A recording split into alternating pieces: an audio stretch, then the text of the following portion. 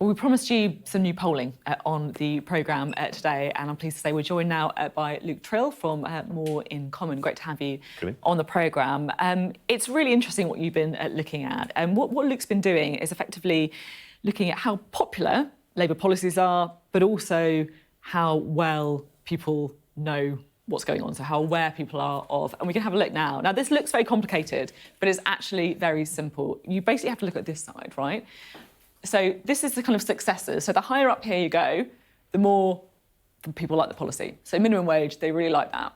And over this side, these are the things that they know the most about as well too. So this is the sweet spot here, right? Minimum wage, people like it and they know about it.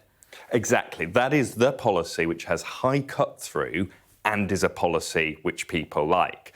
But what you can also see is as you go down the chart, so the y-axis is how popular things are, there's a big group of things which are in what we have called the danger zone. They are policies which have high cut-through, so people have heard about them, but they're also not popular. And that includes the national insurance increases, that bus fare rise, inheritance tax for farmers, and strongest of all, in the deepest red, that decision to means test the winter fuel allowance. That's it, winter fuel allowance, the red, in the red. It couldn't get further squeezed into this kind of corner of doom, if you like. The other thing that I have to say, looking at these things here, an awful lot of them are to do with the budget. The farmers' inheritance tax, national insurance.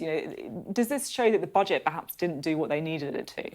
Well, I think what it shows is that they perhaps haven't told the story of the budget well enough, because what we often hear in focus groups is, why have they gone after pensioners? Why have they gone after farmers? And why have they gone after small businesses? And they're reflected in those three things. It seems like Labour perhaps should have thought more about how they spread the pain rather than going after those three groups that we know in public opinion terms, and we saw it with the farmers' protest, can attract a lot of public sympathy. There's another group that I wanted to talk to you about as well. This is kind of opportunities group. So it's quite high up, which basically means, if you're following us, it's popular, but not far enough over this way. So not enough people know about these things. That's why I guess you've termed them opportunities. Exactly. There's actually, this whole group of policies that people like when they hear about them, when they've heard about them. So protecting the triple lock, GB energy, renters' rights, very popular.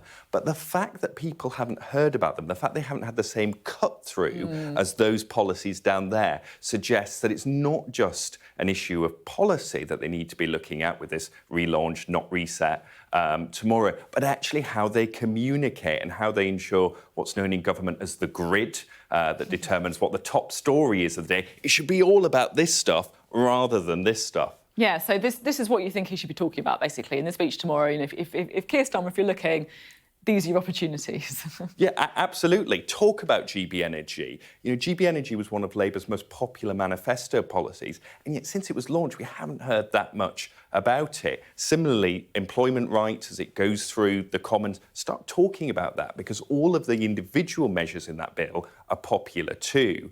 But obviously, that requires a degree of discipline. And some of the things which are down here in this section, they haven't had major cut through, certainly not as much as the policy ones, but they have been negatively received, are those early missteps, the freebies, the stuff about Rachel Reeves' CV, a little bit higher up, some of the turmoil in Downing Street. So the challenge is keeping the emphasis there and drowning out some of that.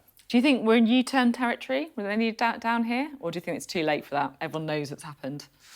I think that as we head into the winter, we are going to get some stories of pensioners who are really struggling as a result. And I think Labour might look at that and say, do we really want to go through another winter like that? And perhaps the alternative to U-turning is for them to say, this was a one-off measure, down the back of the sofa, we found the money so that we don't have to do it again. So they get to stay, they get to say they've been tough, like they want to be, but they get to not have the pain again next year. Yeah, you heard it here first. I mean, that's one that really stands out, I have to say, those winter fuel payments. Luke, thank you very much indeed.